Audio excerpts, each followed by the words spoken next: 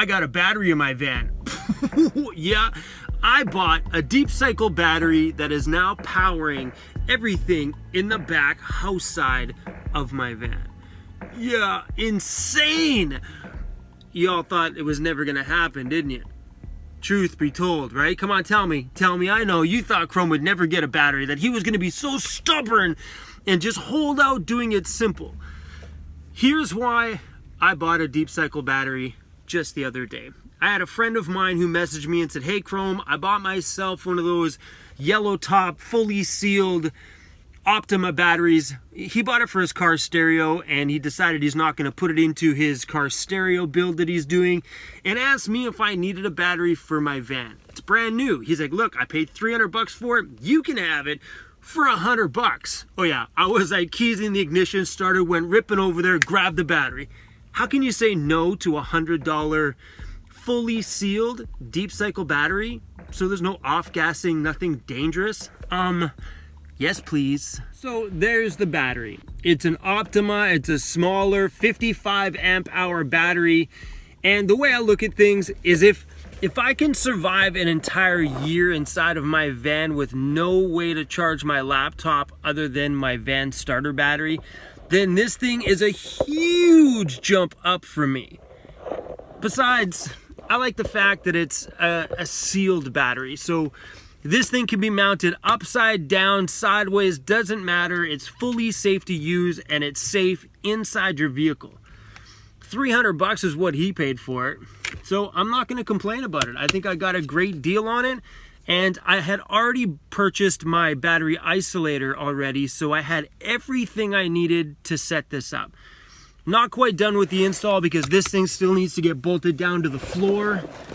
And I'm going to be mounting all of my electronic stuff up here, like my my circuit breaker switch, which is just now sitting down there on the floor, but that'll be mounted up to here. Also my power inverter and my fuse block for running anything in the back, like lights and so on and so forth. That'll all be mounted here nice and neatly, and then tucked and covered away with my divider curtain. I'm pretty pumped up that I actually bought that and have power in the van. Just trying to get comfortable in here. But so far having it has been super convenient. And I think you adding a battery to your van build is purely luxury. Because if I can do it 1 year, and I have pretty big demands when it comes to power. I edit videos every single day. I'm a DJ, so I have to download music and do all my DJ stuff. Plus I gotta recharge my cell phone, aka my camera, for doing all my video work. Gotta record, I gotta, power that thing up and charge that thing multiple times in a day. So my power needs are pretty big. To survive a whole year in your van with no external power, this goes to show that you guys can do it. That might not be something that you need to add before you start this whole adventure. And I think that's why I held out so much on my channel getting some of those things. It's because I wanted to show people that you don't really freaking need this stuff. You can live without it, and it's not going to be like, oh, I wish. Because still never once did I ever wish I had a battery. And the only reason why I got it is because I knew at some point I was going to add a battery, because I would like to add, easier ways to plug in my laptops back there while I'm editing, so I can just like plug it in and go. Or if I'm watching a movie, I can just plug in my USB cable from my cell phone and just charge it while I'm watching a movie, not having to worry, oh crap, gotta go get my battery bank, bring my battery bank in the back. I can just plug it into the house battery and get it done. So I'm pretty pumped up that I got it. But I installed everything the other day off camera. I didn't record any of the install stuff because this is not a techie channel. This is not a place where you find out how to install things. I'm not an expert in those things, and I find when I get into the zone on those kind of things, the last thing I think about is, oh, let's record this. Or I will start recording something like that, and then my brain will just kind of get into hyper concentration, and I'll forget about the camera. Before I know it, the job's done. I'm like, oh crap, forgot to record. But there's so many experts or close to experts out there on YouTube that have great videos on how to install a battery isolator, how to install a battery in your van. So go find those videos, check them out, because you're not going to get that kind of stuff on my channel, because I don't trust my technical advice to you guys. I got a base understanding of those things, but when it comes to the actual like techie stuff, I would screw it all up. So I'm going to take you outside and show you the battery isolator and kind of give you a quick run through on how it works and why I chose the smart isolator that I got versus doing like a simple diode one or whatever. There's a few other ones out there. I don't know. There's a solenoid one, a diode one, whatever. Let's go outside and explain this thing to you.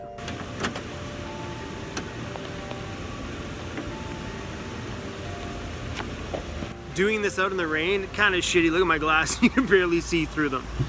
I chose the Keyline battery isolator. The reason why I chose this one is it's a smart isolator. So it reads the voltage of my starter battery at all times, and it knows when to switch on and switch off.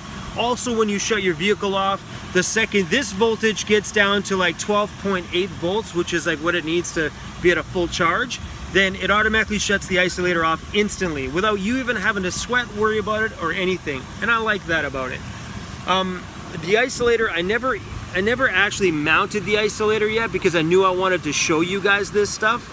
So the isolator is still just kind of sitting out. After this video, I am going to be actually mounting it to the metal in the van, right kind of tucked away down there. So I'm going to walk you through on how easy this thing was to install. The isolator kit came with everything you needed to install the entire system. It came with the battery posts, it came with your cables, it came with your ground cables and everything. So it goes from here, this is where it comes up from the alternator, goes into the isolator cable, which goes all the way along into the isolator. And another great thing about choosing this isolator, I took the back and stuff off here already, is the ease of install. So what it is, it goes power in from the battery and then power out to the house battery. That's it. And one ground cable. The brain and stuff inside there is what kind of just tells everything what to do. If you notice on the top here, it's got a little red light on. That means it's sending power back to my house battery right now.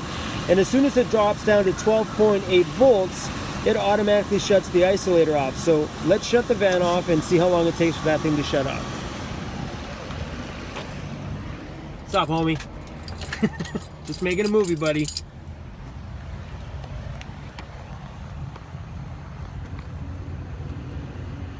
So of course the isolator is obviously charging when the van's running. Sorry, both batteries are charging when the van's running. And as soon as the starter battery gets down to 12.8, which is technically a full charge on that battery, it shuts off on its own.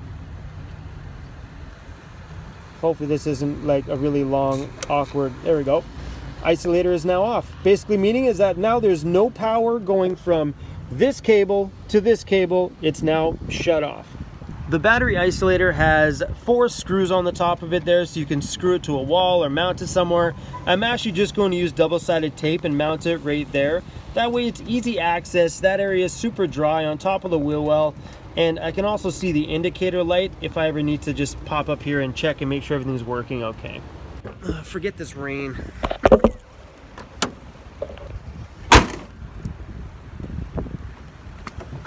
We're coming back inside, homie. I'm pretty happy that I got the battery. And I know that in time, the luxury part of the battery is gonna really set... How come you're making so much noise up there, homie? For a dog that's just sleeping, you seem to be dropping things on the floor. He's so freaking cute. I know I'm really gonna settle into all the luxuries that I can have in the van now that I have a battery. Like putting all nice little pretty lighting up there, lighting up everything on light switches. I'm excited for what's gonna come in the build now that I have that luxury. But you don't need it to start.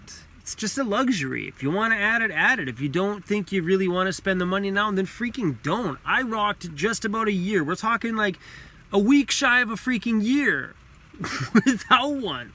I should have held off for the whole year just to say I did a whole year, no battery. But hey man, we got it. It was a smoking good deal. But keep in mind when it comes for you to price out your project, keep in mind there's a lot of little tiny things that add up.